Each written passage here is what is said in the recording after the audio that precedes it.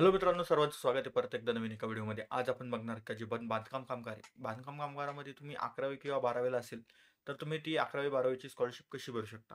तर या व्हिडिओमध्ये आपण तेवढं जाणून घेणार आहे, त्याची प्रोसेस जाणून घेणार आहे. जर हा व्हिडिओ तुम्हाला आवडला असेल तर लाईक, शेअर, सबस्क्राईब करायला विसरू नका आणि बेल आयकॉनवर ऑल करा.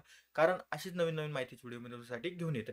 चला फटाफट चालू करूयात. तुम्हाला सर्वात पहिले जे तुमचं ब्राउझर आहे, ब्राउझरमध्ये जायचं आहे. ब्राउझरमध्ये गेल्यानंतर तुम्हाला सर्वात पहिले जे मेन पेज आहे बांधकाम कामगार, त्या मेन पेजवर जायचं आहे. क्लेमच्या ऑप्शनवर क्लिक करायचं आहे लाल कलरचं. त्यानंतर क्लेमच्या ऑप्शनवर क्लिक केल्यानंतर तुम्हाला सर्वात पहिले याच्यावरती जायचं आहे. जे तुमचं रजिस्ट्रेशन नंबर तुम्ही जी नोंदणी केलेली तो नोंदणी नंबर टाकायचा आहे. नोंदणी नंबर टाकल्यानंतर ओ-टी-पी घेतल्यानंतर ते तो तुम्हाला इंटरफेस जो ओपन होईल. त्यानंतर तुमचा जो केंद्र आहे तुम्हाला तो केंद्र सिलेक्ट करायचा आहे. त्यानंतर तुम्हाला वेलफेअर स्कीम सिलेक्ट करायची एज्युकेशनची. त्यानंतर E03चा अर्ज जो आहे E03 ते सिलेक्ट करायचं आहे. त्यानंतर मुलगा किंवा मुलगी जो असेल ते तुम्हाला टाकायचं इथं.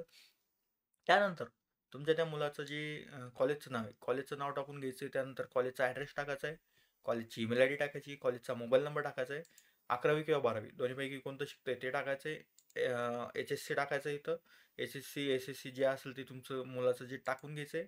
त्यानंतर तुम्हाला जे तुमची ॲडमिशन डेट आहे, ॲडमिशन डेट टाकायची, कोणत्या तारखेला तुमचं ॲडमिशन झालेलं आहे ते टाकून घ्यायचं आहे.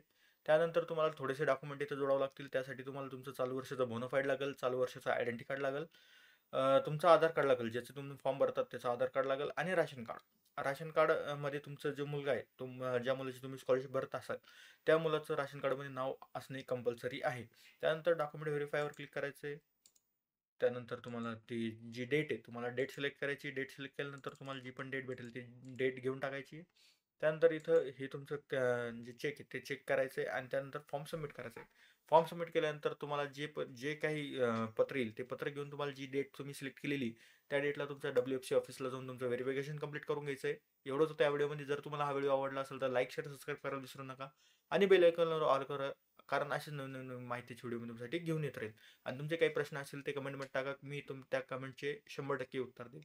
तर भेटूया नवीन व्हिडिओमध्ये. Bye bye. जय हिंद, जय महाराष्ट्र.